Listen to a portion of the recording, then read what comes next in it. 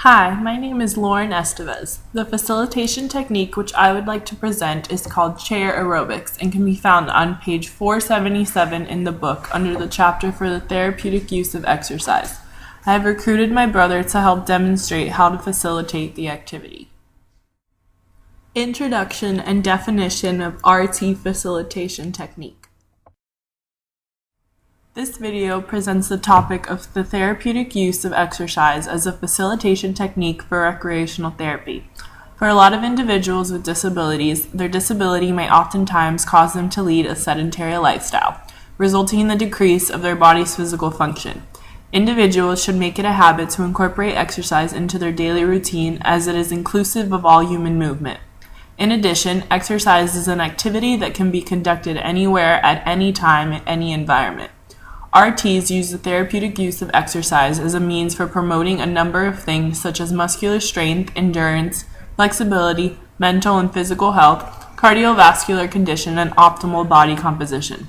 According to Green and Lim, the therapeutic use of exercise involves the implementation of planned physical activity to improve function as well as remediate impairments to meet treatment goals. The intent of this video is not only to teach a facilitation technique involving exercise and to not only inspire individuals to get up and move their bodies, but to never stop moving. History, description, and purpose of RT facilitation technique. RT's initial interest in exercise and fitness resulted from a trend towards promoting self-health and independence. In addition, exercise and fitness has been proven to contribute to psychological health in a positive way.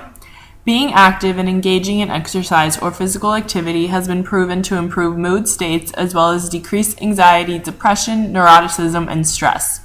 The primary theories in which the use of exercise in intervention settings are based off of include the health belief model, the theory of reasoned action, the theory of planned behavior, and the trans-theoretical model. The health belief model explains how an individual's beliefs about health issues, perceived benefits of action, and barriers to action and self-efficacy may explain why they choose or choose not to engage in health-promoting behaviors. Next, the theory of reasoned action states that an individual's decision to engage in a particular behavior is based off of the outcomes the individual expects to receive. In addition, the theory of planned behavior explains how if individuals think they are in control of a situation, such as exercising, they are more likely to continue exercising. Last, the trans-theoretical model describes how individuals modify a problem behavior or acquire a positive behavior which benefits them.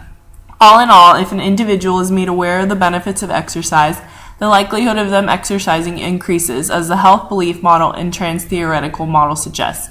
If the individual is made aware of the positive outcomes to exercising, they will likely do so, as the theory of reasoned action suggests. And if an individual is convinced that they are in control of their exercise, they will likely do so, as the theory of planned behavior suggests. The effects that physical exercise can have can be observed in a number of different populations.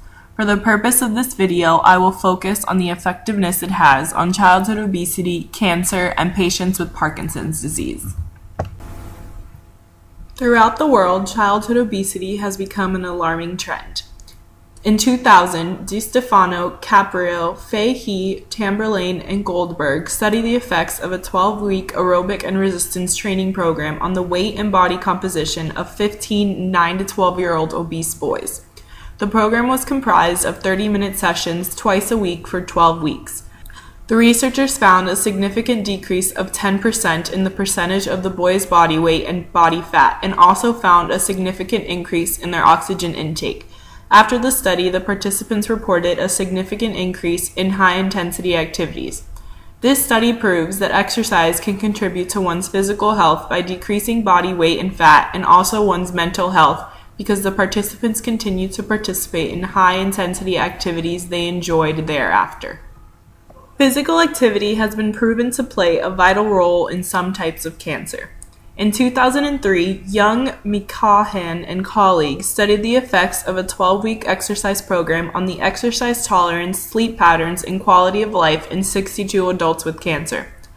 A majority of the participants reported to engaging in exercise prior to their diagnosis, and the minority of the participants reported to engaging in exercise only after their diagnosis.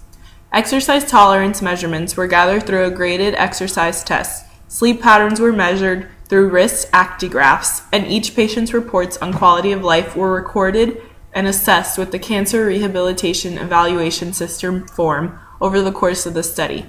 The study concluded that exercise tolerance, sleep patterns, and quality of life significantly improved in participants. Overall, physical exercise for the individuals with cancer can improve their physical fitness levels, sleep patterns, and quality of life, as well as their mental health, as engaging in exercise may serve as a distraction from their burdens. The relationship between individuals with Parkinson's disease and exercise has also been examined and proven to be a positive relationship.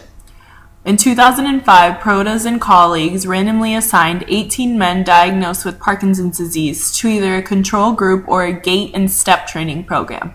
The individuals were assessed in regards to their gait speed, cadence, and stride length. No significant differences were found between the two groups. However, differences did occur between the pre-test and post-test of the trained group. The trained group showed a significant improvement in their gait speed, cadence, and balance. Due to these improvements, the research has concluded that physical activity can result in the reduction in falls and improvement in gait speed and balance for individuals with Parkinson's disease who experience difficulty maintaining posture and balance. The following facilitation technique activity is titled chair aerobics.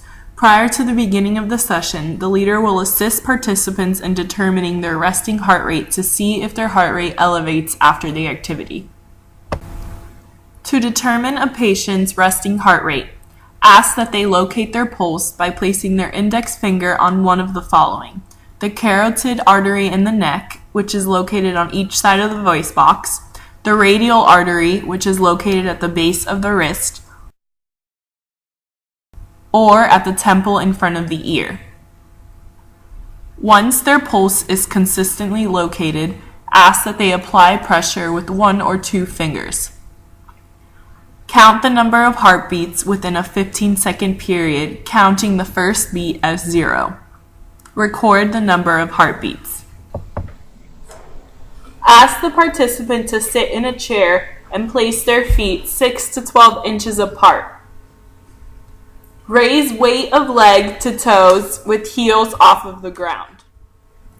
Once this is completed, the action is repeated in alternating pattern with left and right feet.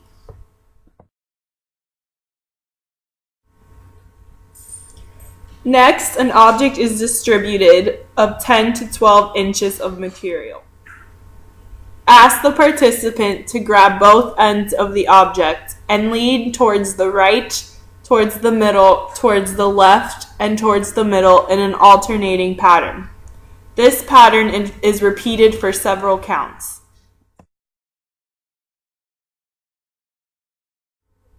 Finally, ask the participant to stand behind the chair with hands on the back of the chair and feet shoulder width apart.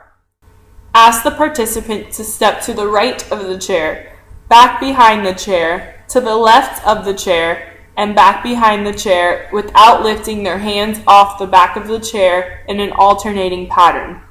This sequence is repeated for several counts as the instructor calls right, middle, left, middle. The session is ended by determining if predetermined resting heart rate has elevated.